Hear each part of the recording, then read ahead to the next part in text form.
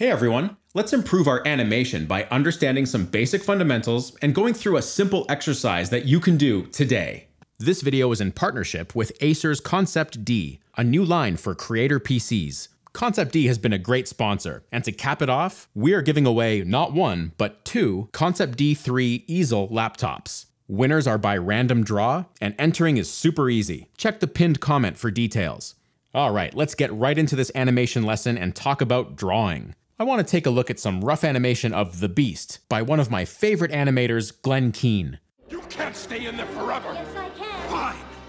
Then go ahead and starve. If she doesn't eat with me, then she doesn't eat at all. Man, that is beautiful. But the first observation is, there's a lot of drawings that make up this piece. But a good animator is not thinking about doing a lot of drawings, as much as they are thinking about showing energy, where it's coming from and where it's going. Let's take a look at this piece again. You can't stay in there forever. Yes, I can. Fine. Then go ahead and starve. The Beast is conducting himself aggressively, and it's not just the voice that does it. The entire body is contributing energy. By the time he's here saying starve, the Beast has expelled a great amount of energy. Okay, quick example. If I want to, say, punch my hand, and I'm starting here, I'm not just gonna go like this. No, I'm gonna start here, and I'm gonna go up and then come down. I'm gonna put some heft into it if I want to make a point. Now, when I go up this way, I've created all this tension in my arm and shoulder. This thing feels spring-loaded right now. I am ready to bring this down the other way. And of course, when I do that, I also have gravity at my disposal to help me further make my point. So the Beast is balanced here in this pose. He could just stand there and say the line. But of course, he wants to project himself this way, because that's where Belle is. To do that, he has to generate energy. So he starts going up, up, up, spring-loading his entire body. Now, here at the extreme, there is a big-time energy imbalance. Just like when my arm was like this, the Beast wants to move from this position. He's loaded. That energy has got to go somewhere. Animators call this state anticipation, and when he does move, he leads with his head, which makes sense storytelling-wise because he is screaming. Now, when studying drawing for animation, I find it really helpful to isolate the energy extremes between anticipation and payoff. This is the height of his anticipation here, you know, where he's built up all that energy. When you're drawing frames for animation, it really helps to get up and feel these poses for yourself. Like when I'm up like this, I feel all this tension in my neck and shoulders. You know, I want to release it. This is why animators tend to shoot a lot of reference. You want to experience for yourself how that energy is being transferred. So you see right now as I'm drawing the Beast, look at how my hand is moving. I'm kind of rehearsing the gesture. This is another way to try and get that physical experience happening in my body. You know, trying to feel it by proxy. It may sound hokey, but it's quite a useful tool. I find that if I can feel it, there's often a kind of truthfulness that my drawing also inherits. You don't even have to use the same character model. Here I'm trying to find that same pose, but on a generic human character. Think of these studies as quick thumbnails. Once you can feel that pose, you can move on. I'm going to try the other extreme pose now, where the Beast has released that energy, and his body is in full extension. And again, I'm trying to feel that extension with my hand, doing these rehearsal strokes, before actually continuing to draw the gesture. That Concept D screen is nice to draw on. It's got a good amount of resistance, and the stylus is responsive with no lag. So with that study done, I'll try it again on the simple character. I should be able to capture that same energy. And remember, I'm only looking at the quality of energy here, not necessarily the quality of drawing. That'll come later. For now, if I can feel it, I can move on. Alright, so our animation exercise today begins with reference. Here's what I shot. Yes. Let's watch that again. Yes. It's a small action, but there's kind of a mini story to it. It's like the character is engaged this way, then something bothers him over here, and he makes a big show about addressing it. So while it's very short, it has both action and character. At first blush, it might look too easy, but there's quite a bit going on here. For example, there are two separate arcs to track. Let's put a dot on my chin to track the motion of the head. Okay, let's rewind and fade out the footage so we can really pay attention to the trajectory of that dot. It has a graceful arc to it, which is characteristic of the way living things move. The other arc we have to track is my hand. Let's put a dot on that. We have a similar arc, although this one's much wider. So that's 2 arcs. I'll lay them over each other here. But there's more complexity. Let's look at the apex point of each arc and see when they get touched. The chin hits it there, but the hand doesn't hit it until several frames later.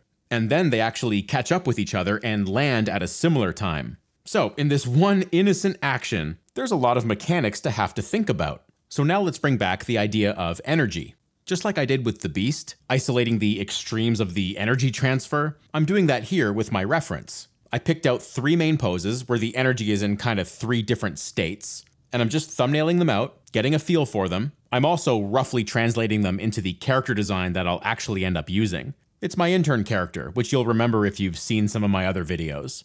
Anyway, this pose here is really interesting to me. It's the one that mirrors this pose from the beast. It's not as dramatic as that pose, but functionally it's the same. The body has done the work to bring that head up, loading it with potential energy to come back down. My first thumbnail there didn't quite hit the right distribution of weight, so I'm trying it again. This one feels better to me, feels more in motion. I went back to the first pose to see if I could add more energy to it, but I don't like this because it feels too in motion when it should be at rest.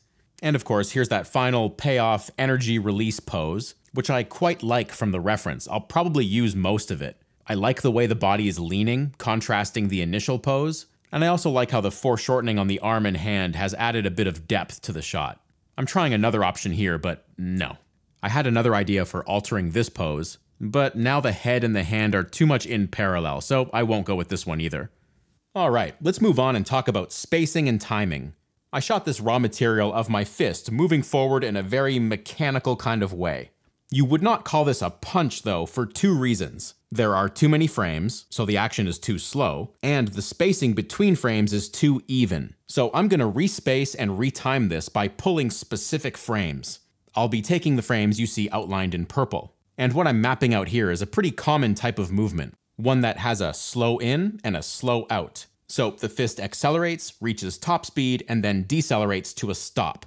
Now this looks better than my raw reference, but it still doesn't quite come off as a punch. So I'm gonna respace this. I'll still use a slow in, but then I'll emphasize the acceleration and also reduce the deceleration.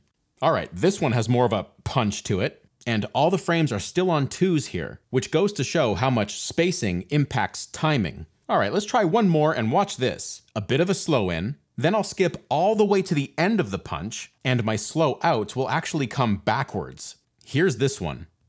Now that's a punch that'll knock you out. I did one special thing with the frame exposure on this. The full extension of the punch, this frame here, is held on screen for 3 frames before coming back.